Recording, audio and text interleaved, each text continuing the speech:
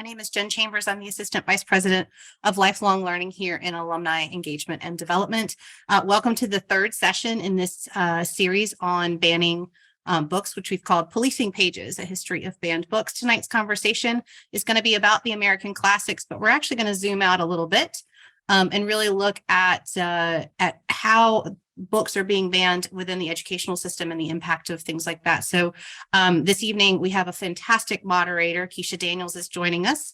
She is the Assistant Professor of Practice in the Education Program. She has a BA in Elementary Education, 2 master's degrees, one in School Counseling and one in Administration. She has a Specialist Certificate in Curriculum and Instruction and a doctoral degree from the school up the road in Educational Leadership. She also oversees the Duke Engage program in Chicago and currently teaches service learning programs both in the Program for Education as well as the African and African American Studies Department.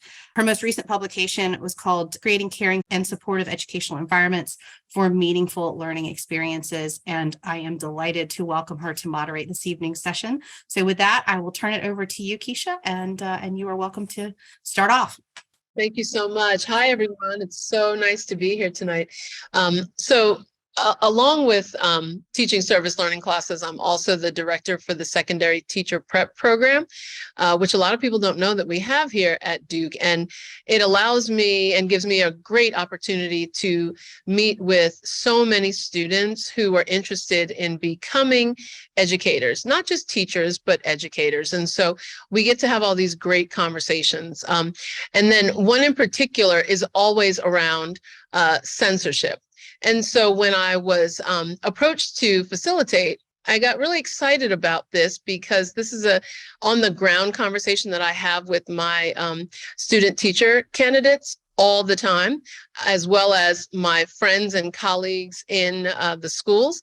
And it really started me thinking about all of the books that I love and cherish, as well as one book in particular that since I read the book in the 8th grade, I have read every single summer without fail since I was about 12, 13 years old.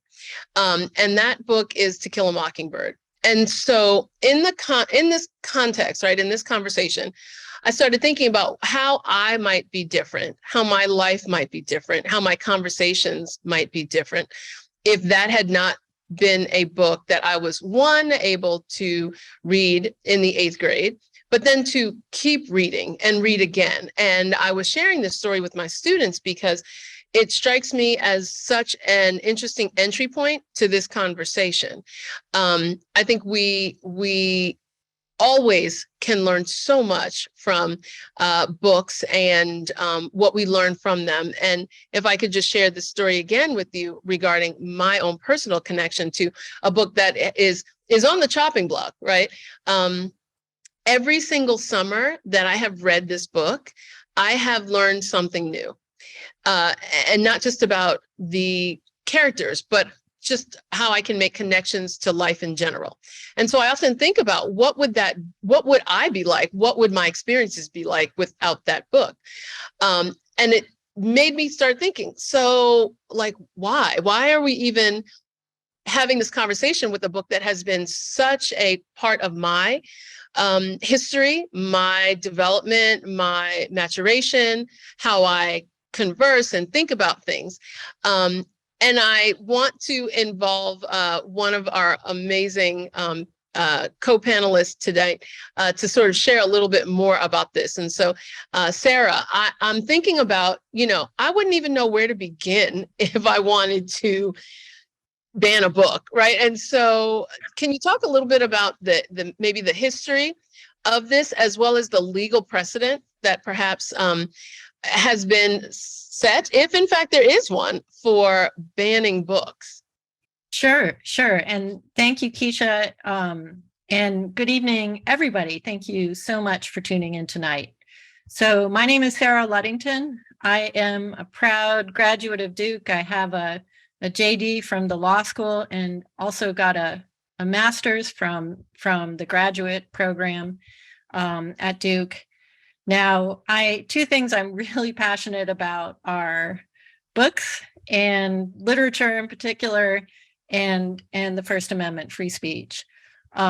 Previously, in a former life, I taught English for many years in secondary school, including at Durham Academy, just down the road in Durham.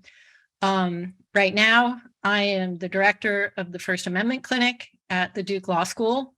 So my area of teaching and also of legal practice deals directly with issues like challenges to books and book removals in the public schools, and particularly in public school libraries. So Kisha asked a great question, what kind of legal issues arise when somebody, a government, seeks to limit access to a particular book? So I'm going to start with a really easy example first to kind of illustrate, and then move into the harder example, which is what if somebody tried to remove To Kill a Mockingbird from the high school library? So here's the easy example. Just imagine that, this is just a thought experiment. Imagine that the post office decides that it's no longer going to ship indecent books in the mail. And so it therefore examines every shipment of books, makes a judgment about the decency of the printed matter, and then either delivers or destroys the books.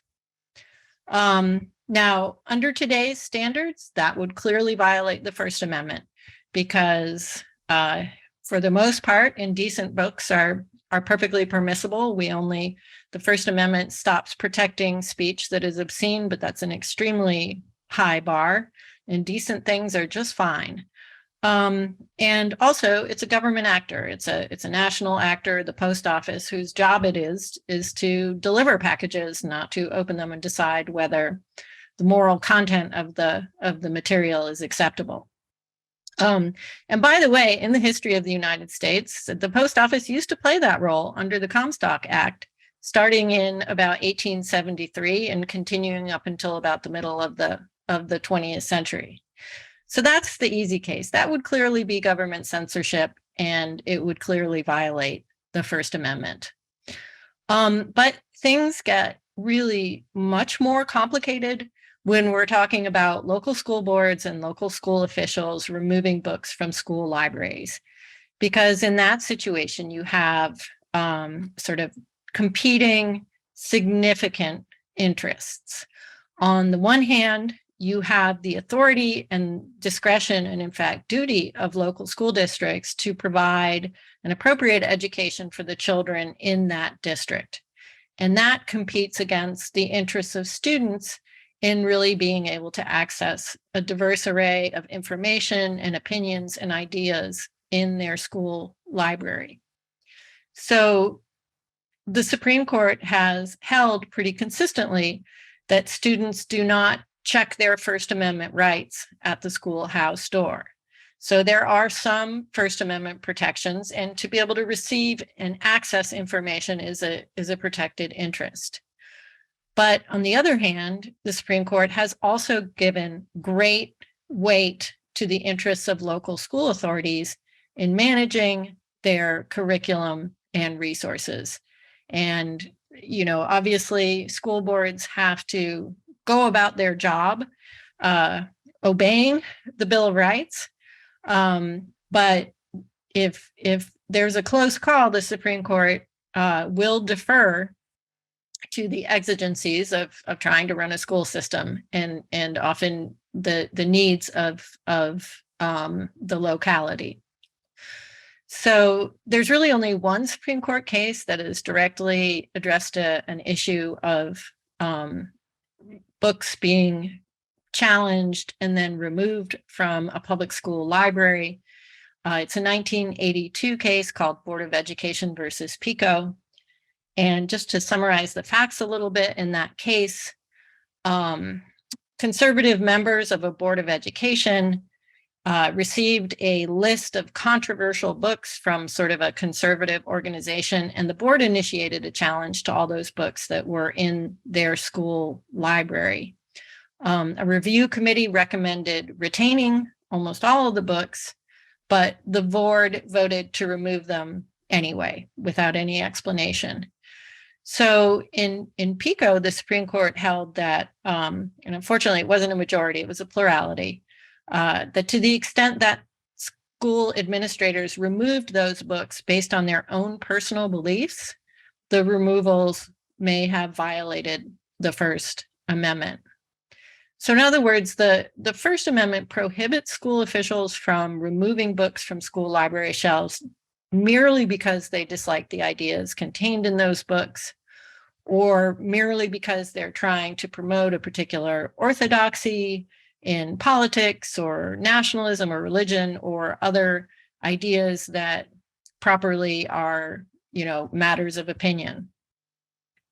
So long story short, school officials don't have the transgression just to remove library books based on sort of personal, social, political, and moral views.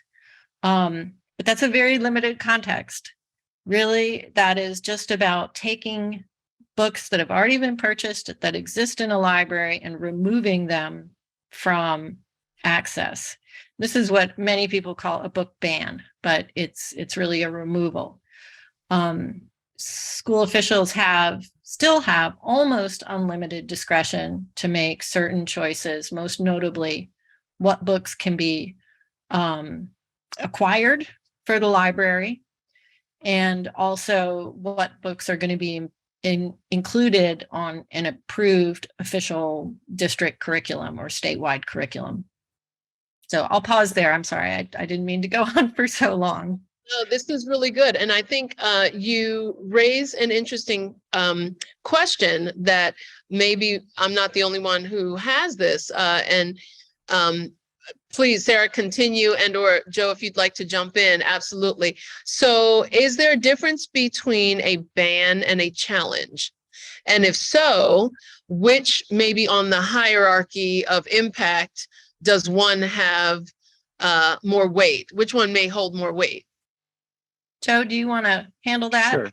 Sure. I'm happy to. So, hi, my name is Joe Salem. I use he, him pronouns, and I'm the new university librarian. So, whereas Sarah has a long history at Duke, and so does Kisha, I'm very new to Duke, and I couldn't be happier to be joining you this evening.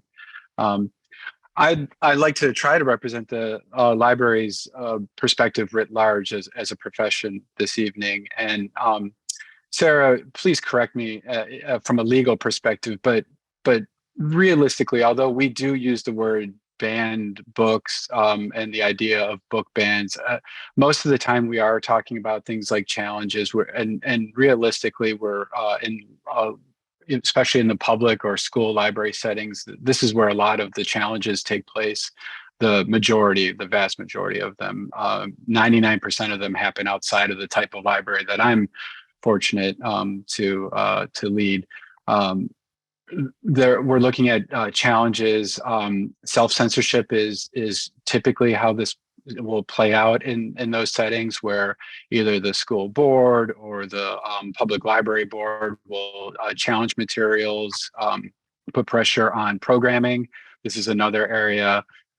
In some ways, and it's very appropriate to be talking about banned or contested books, but it's much a wider issue of banned content or programming or challenged content.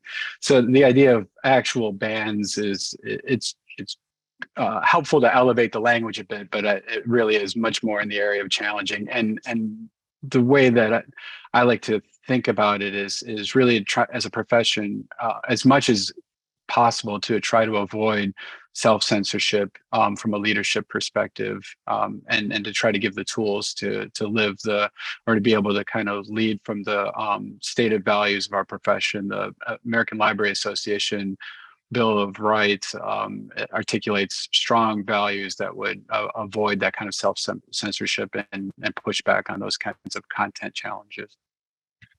So it really sounds like there's perhaps maybe a disconnect between what we tend to hear in the media, the rhetoric, because the book ban, right, that word is used all the time. You rarely hear that there's a book cancellation, right? And ban may fuel the flames, it sounds like, but really when you get down to the sort of, nuts and bolts of it, it may wind up being more of a challenge than actually a ban. I concur with that. I view book bans or banned books as more of a slogan than any kind of a legal category. And, just to sort of support what Joe said there, it's so important to understand that challenges to content and ideas are taking place, not just in the resources in school libraries. It's also what is allowed to be taught on the curriculum. And obviously all of the laws that were passed that actually restrict teachers from talking about certain topics in the classroom. So this is, those laws are outside the scope of this discussion tonight, but they're all of a piece. The idea is to restrict access in whatever way possible to disfavored content. Yeah. And can either of you speak to whether or not there have been or are any historical trends that tend to become apparent around the book banning movement, right? So do we see maybe the challenges escalate more around election seasons or mass current events? Or, okay, Joe, I think I hit one, right? Can you talk a little bit maybe about that? And if there are other things that we can kind of mark it's going to come, we're going to see it kind of hit the high note here. Well, if I may, I would just observe we're seeing a spike right now. So the American Library Association, the Office of Intellectual Freedom, does track book challenges, and typically book challenges is a pretty consistent data point for ALA. Typically in the mid 300s a year for the number of challenges, and then the number of books can really vary. And that's been pretty consistent over the last decade or so, with obviously a pretty significant drop in 2020. 2021 jumped to about 729 challenges, so more than double what we would see in a typical year. We'll see what the numbers look like for 2022, but it's definitely we're right to feel it in the media coverage. And I think, and this kind of goes back to a little bit of the discussion around the language, but the idea of banning. What we're talking about typically in the idea of these challenges, and this is borne out with the data that ALA tracks. They're tracking those challenges that are reported to that particular office. So there are more that happen. It's obviously like a lot of phenomena that's underreported. But these are local public library and school district challenges. I think part of what we're noticing and seeing now is the fact that very little anymore is really local when you consider the impact of things like social and digital media at all. So we're paying attention to challenges that happen in rural Ohio, in 10 hours away or whatever that might look like, even further away. And then they take on a life of their own with the idea that particular content or that programming. We've seen programming in support of LGBTQ rights, the quote drag show programming in some public libraries, and reading events take on a life of their own, where there's a protest in one city in a public library in Atlanta, for instance, a few years ago, and then anything that's anywhere close to that kind of programming can't even get off the ground in another city. So even the idea that that something that used to be very local and you wouldn't even know about it in another area becomes very, very national very quickly. Yeah, Sarah, do you want to add anything? I was just noting a question in the chat, or a comment in the chat, about processes for challenges, which I think might be useful to address. This is something that, unless you're a professional librarian, you might not know much about. But the ALA and the National Committee Against Censorship, NCAC, they have developed models that can help, that try to help sort of put some procedure in place for dealing with these book challenges. And I'm most familiar with North Carolina, so I'll just talk about that right now as an example. And every state is different, but if you're really interested in this issue, I would encourage you to see what the processes are in your state, and more importantly, in your particular district. But in North Carolina, there's a statute that gives school boards the sole authority to decide whether challenged material should be removed or retained from a school library. So in other words, the decision cannot rest with any one person, not the school principal, and importantly, not an individual parent who might be objecting to the material. And the idea there is that if a decision is going to be made to remove a resource, it will have to be done by a group of people that represents the community. So it's one thing for a parent, say, to go into the library and say, I want you to make sure that my child cannot access this particular book. I think, parents probably have a right to do that. They're in charge of their minor children. It's another thing entirely for that one person to determine what is appropriate and what can be accessed for the entire school or community. Mm-hmm. So, for example, if I wanted to get To Kill a Mockingbird taken out of my local library, or school library, I would, probably start by lodging a complaint with the librarian or the principal of the school that had that book as a resource. And if the first admin I contacted couldn't persuade me otherwise, then the challenge would be referred to a committee that represents a range of stakeholders in the system, possibly students, although rarely, usually parents, community members, educators, and school administrators, and librarians, that evaluate the book, look at its value, look at its age appropriateness, look at a number of different factors, and then make a decision. And then that decision can be appealed, sometimes twice even, but it finally, the recommendation of the committee will ultimately end up in front of the local Board of Education, and they will take an up or down vote on whether to remove the resource. Now, during that time, the book is usually, best practices say the book remains on the shelf. If the person objecting to the resource, in fact, has a child at that school, that child can be, put on a list. They're not allowed to take that book out.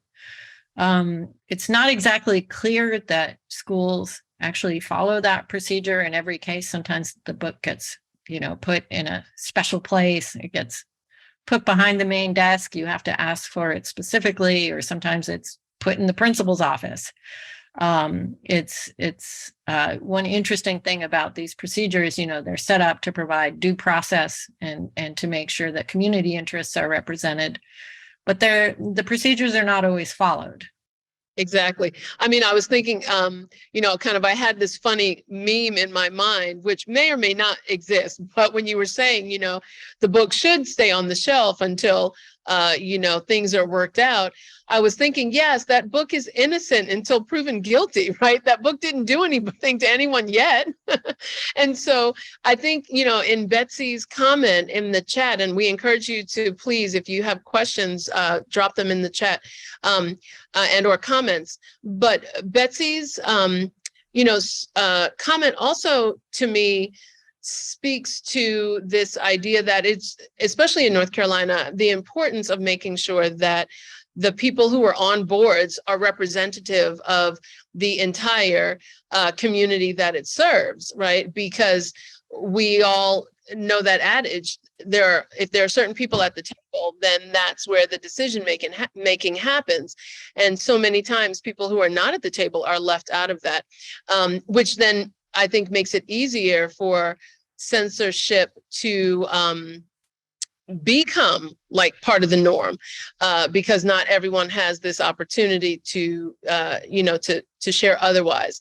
And so kind of a question to either, maybe for us just to spend a little bit of more time thinking about is, do we think that there's a particular characteristic of, someone who is more likely to want to censor a book? And I'm not necessarily wanting us to pigeonhole, but I do want us to maybe think a little bit about what are the nuances of why someone would want to censor a book, and what voices are being left off the table when we go to those measures, or when those measures occur.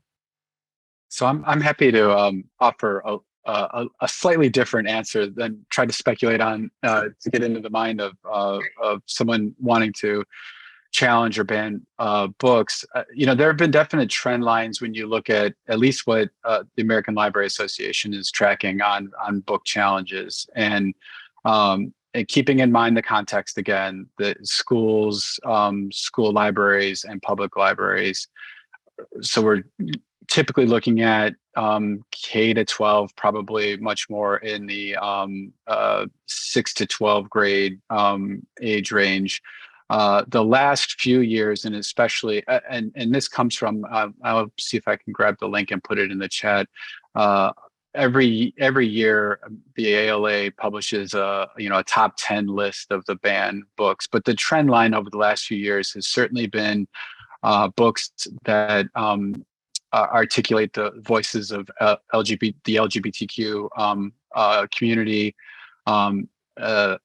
increasingly the trans community, specifically, and over time, you would see a trend line over the last maybe 15 years or so of really marginalized voices being challenged in general. And so that's not to speculate on the person banning books, but there's a general, maybe a threat of marginalized voices being heard in some of these communities where the books are being challenged.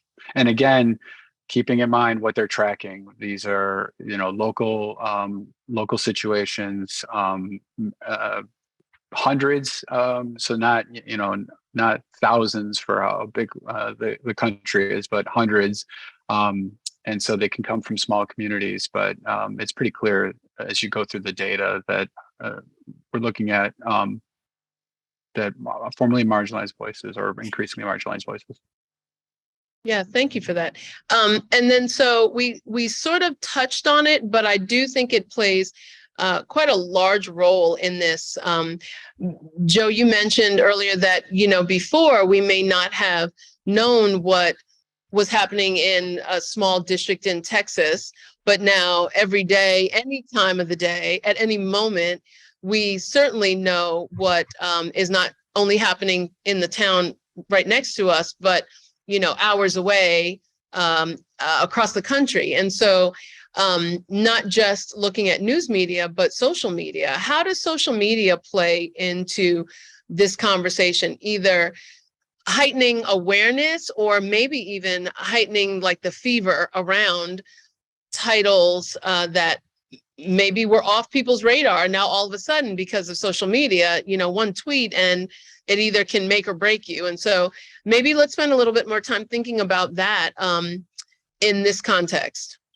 Well, I do know, and by the way, I just put a link to another good resource from PEN America that also has been doing a lot of reporting on efforts to censor or ban books in schools. They're apparently one of the groups that has been really, really active around the country in trying to get books removed from libraries is an internet-based Moms for Liberty group. So I don't know whether this is a grassroots group or, as I like to call them, AstroTurf kind of group. But, it seems that social media is being used to sort of share tactics and share lists of books that are popular to try to challenge. And I would share just anecdotally, and unfortunately it's from a different context. As I mentioned, I'm new to Duke. I came from the state of Michigan, and knowing the state librarian there really well, who worked with public libraries, we would right before I got to move here, just got to have lunch with him, and we're talking about this very topic because I got to be on a similar kind of panel on that campus before leaving, and a rural public library in Michigan felt very strange to all of us, was dealing with a book challenge in the summer, and it was very clear that everything was kind of out of a social media arranged playbook. So part of the challenge, I think, for my colleagues in public libraries is the kind of fear, the sense, and school libraries as well, is that this could kind of descend on them at any time over really nothing, that books that no one is even doing programming with, that they're just in their collections, which is easy to find because of online catalogs, some of the way that we network our resources, the idea of having challenged materials, nationally organized groups like the one Sarah just mentioned can easily just go through some of these tools that we are using for really good aims and just say, okay, tell me all the libraries within a radius that have this book. And that was clearly what was happening in this particular case. And they had a couple graphic novels that were being challenged, and now they were dealing with much more than they were ever really prepared for. And that's the real issue. And that's where, going back to one of the concerns I articulated early on, when you're not really prepared to deal with some of this, your public library board, this is a public library, or your school board's not prepared, it really can result in self-censorship. It's just easier to remove the book. It's not worth it in the mind of the library director. And so that the path of least resistance seems to be the outcome quite often. Mm-hmm. And so, I guess so much of me just wonders, what's the end game? Like, okay, fine, everything gets taken off the shelves, everything, we can't read anything at all. Then what, right? And so I always kind of take myself to, how is there any benefit to having a watered down version of ideas, or maybe not even necessarily watered down, but just a common, like there's no, I'm even like, I'm having a hard time even just envisioning it, which probably is making it hard for me, to sort of verbalize the question. But this idea that, the banned books are going to remove something from, or the content of the books is going to remove something that we can't see any other place, like that we're not going to all of a sudden be able to see some of the same things that are in these books on TV or in movies or on social media. And so yet then it's just another opportunity to find another thing to censor. So do you get any sense of what the end game is here for anyone who is on this mission to, support censorship? Well, and like Joe, like I've never wanted to ban a book, so it is hard for me to hypothetically put myself into that mindset of what is the end game and what is the what good could come from this. But I can tell you what a First Amendment fan would say. And the inherent in our idea of freedom of speech is this notion that truth emerges from a robust dialogue about issues and ideas that sort of functions as a kind of a marketplace of ideas, and that the best way to counteract whatever pernicious effect there might be, say, from a book that you wanted to ban, is actually to read the book and to reason against it and present counter examples or whatever that people will recognize are better and more powerful ideas and be drawn to. And so this idea of being exposed to ideas that we may hate and find repulsive, repellent, whatever it might be, this is actually baked into our American system. And so I imagine that the people who want to ban books think that they contain ideas that are dangerous, to their children, to their community, to this country, and that the way to counteract them is to prevent people from encountering them. The whole theory of the First Amendment is that the best way to suppress those ideas is to take them head on. And I do, yeah. So I'll stop there. I agree. I agree with you, Sarah. I think there's and maybe I'm giving too much credit to this argument. I think there's a bit of an argument that one would make that I don't support at all. But I think it's one that we might need to understand in order to engage it a bit around the community. And I guess it's around the community endorsement of some ideas or voices in something like a library, which I think is a very simple argument that is being made, and really sells the mission of a library, regardless of the type of library, or that the First Amendment, as Sarah has articulated it, sells it completely short and doesn't understand it well. That these are supposed to be forums for multiple perspectives. And even in our setting, even in the setting of the Duke University libraries, we have collections. So one of the collections I would have us think about for a moment is the Southern Poverty Law Center's intelligence collection. So the Southern Poverty Law Center has gathered over years and years materials on hate groups as they've defined them. So hate groups as they've defined them. And so, and we have that collection in partnership with the Southern Poverty Law Center.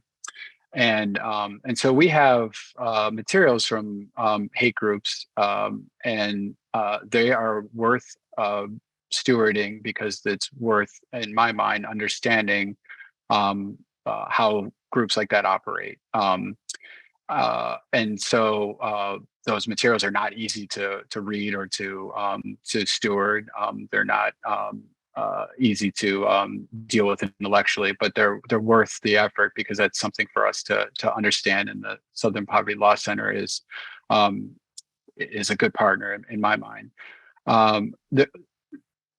If we take the step back for a moment and think that everything that the that is in the Duke University library is something that we, every piece of material is something that we endorse without understanding the complexity of why we might have it, either to learn from it as a good or a bad example of or whatever the lesson might be there.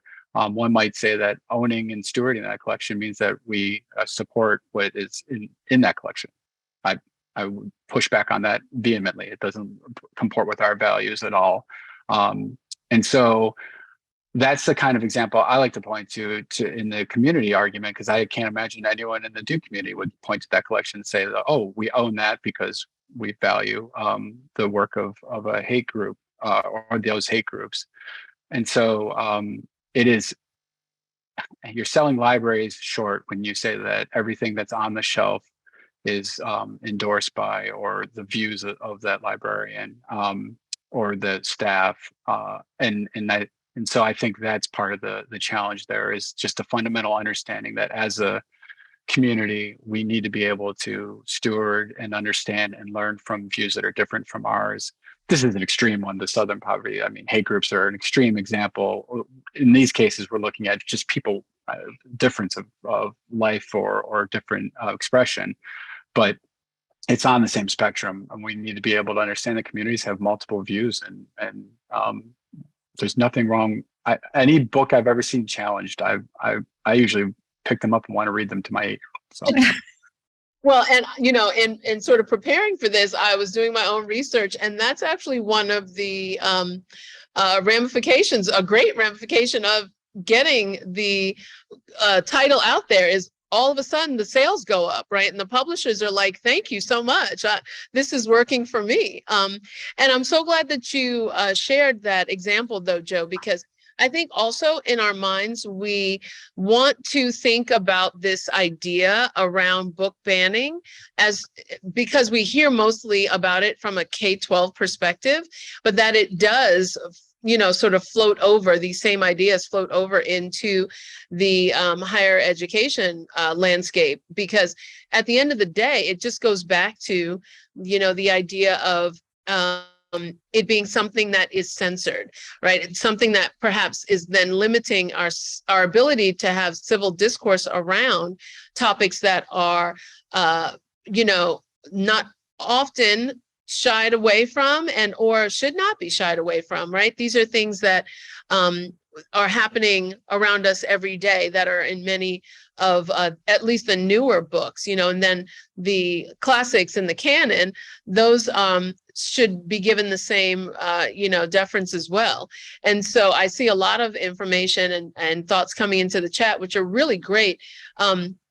Asking questions around or thinking through like parental rights. There's this line at some point where I have 3 children and I might say, well, it's not appropriate for my child, but that doesn't necessarily mean that I should be able to say it's not appropriate for anybody else's child, right? And I think that that's a really good point as well. One of the other questions that Judy brought up is there a cycle? Right. So if a book is banned or canceled or taken off the shelves, removed or challenged, is there a way to get it back into the mix and back on the shelves? It sounds like if it's a school board policy issue, then it would possibly come up as a parent saying, oh, I changed my mind, which said no parent ever who went through all the trouble, right, to censor a book. But or maybe a teacher challenges it and it comes back into the conversation. Is that something that happens or can happen, or is there any precedent for that, I suppose? I don't know of any precedent for it. Sometimes, a child graduates and that quarrelsome parent goes away. But, one interesting trend is that some of the challenges that we've seen in the last year or so have been coming from people who don't have children in the school system. The clinic got involved in a situation in Moore County in North Carolina, where the person who challenged the books, happened to be on the school board, but sent his kids to a private school. So, it's not always just parents, and sometimes, parents' rights, again, it can function as sort of a slogan. I would think that as sort of a practical reality, yes, books can always re-enter the resources and re-enter the curriculum as time cycles through and people reevaluate, the worth of particular books. And if it's okay, I want to circle back to a question from Rusty Wright that he popped into the chat at 7:40. And that was about, drawing the line. Sometimes it is okay to ban books, right? Or to remove books from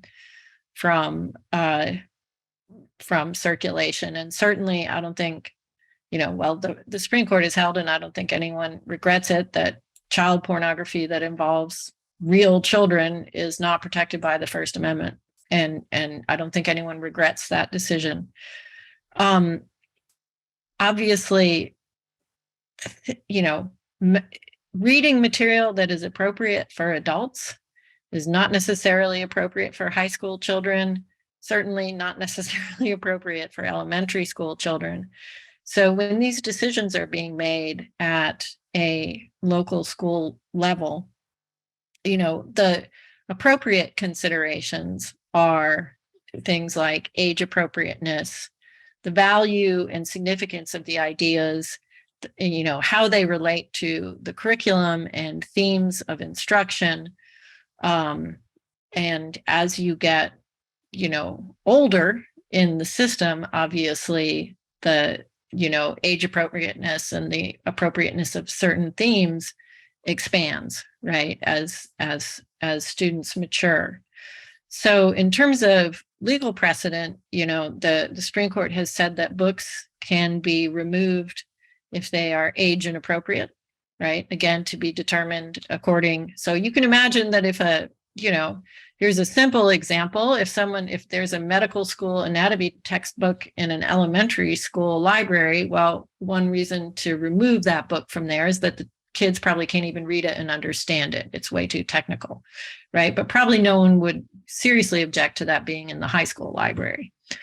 Another one is that if a book is, quote, pervasively vulgar, and not just vulgar on one page, but vulgar throughout its content. I don't love that phrase because vulgar strikes me as something that's very subjective. It means, making explicit and offensive references to sex or bodily functions. I worry that is reason for prohibiting elementary school classes from reading Everyone Poops, right? So that's what I was thinking. I mean, I guess it isn't offensive, but offensive, of course, is always in the eye of the reader. That's so interesting because as soon as you said that, that's immediately what I thought about, because I think there was some controversy around that book. And now I know why. But one of the things that it makes me think of is truly forgetting that context is everything for any and all of these books, not just, again, the classics, but the context of what then we're able to, or how we're able to talk to children in classrooms, K-12 children in classrooms about these topics and issues, which also falls under this censorship conversation, but again, is for a larger and a different, conversation. But if teachers are unable now to have these conversations that can be thoughtful and civil and look at all of the ways that we have, benefits to bring each of us to the classroom sphere and to conversations, and not look at it from a deficit approach. But if now teachers are being limited to have those conversations, it almost is a twofold actually censorship issue. So you can't have the book, you can't talk about the problem, you can't talk about the issues, you can't have a book to sort of share another perspective on the topic. And so I see them both as going really hand in hand. And we're almost getting close to our time. So I kind of just want to maybe end with some advice, perhaps. Do you have any advice for either students and or teachers, school boards, parents who might be, facing this issue in their district and or their state, and they're trying to, find the words to maybe get someone to get on their side and to realize that censorship doesn't really support the conversations that we could be having with each other. And we can end with both of you kind of sharing a little bit about your thoughts on that. I guess overall advice, I do think it's a fine line to something I was referring to earlier. We do want community ownership and we want the community to be involved in feeling like a library and the school resources and the school library is something that they identify with, that they see themselves in that resource. And so there is a bit of a shared stewardship. It's also for those schools that do employ a professional librarian, there is, this is a profession. I mean, you can trust in the professionals in this case. And those of us who want to push back on the idea of banning or challenging programming, challenging content, I often find when you look at the way that some of those things are portrayed by those when they're pushed, there's a real lack of professional respect or trust for teachers, for members with the professionals in the schools, and especially with the librarians. So anyone who wants to push back on that, I think forming partnerships, working with those professionals with their professional organizations would be a really helpful step. Knowing that they have advocates, that they have support in the community will help them. It's a tough time for people in leadership on the front lines in those professions right now. And we're seeing people leave. Librarians are leaving all the time. Teachers are leaving all the time. Knowing that they have support would be really a helpful next step. Mm-hmm. And I'll just similarly chime in is, be vigilant and get involved. So for better or worse, I spend an inordinate amount of time watching school board meetings in tiny places in North Carolina. And it makes such a difference when parents on both sides of the issue show up.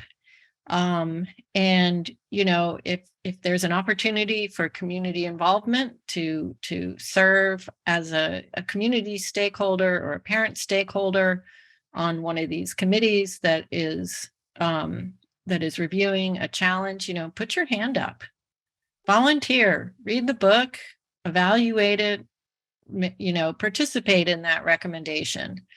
It's so important. And also, and I'm speaking as a person who would line up to vote for dog catcher, given the opportunity, vote. Make sure that your school board members actually represent the values of your community, because that they have the final say. And well, at least in North Carolina, they have the final say. So it is super important to make your voice heard and your values and preferences known. Thank you so much. That's amazing. And the one thing that I'll say too is, yes, please read the books. Like, if that has to be my number one thing. Hannah made a comment in the chat that Toni Morrison had a comment saying that most people who ban her books hadn't even read one whole page. And so, yes, let's at least get people reading. Read the books. Thank you all so much. This has been an amazing opportunity.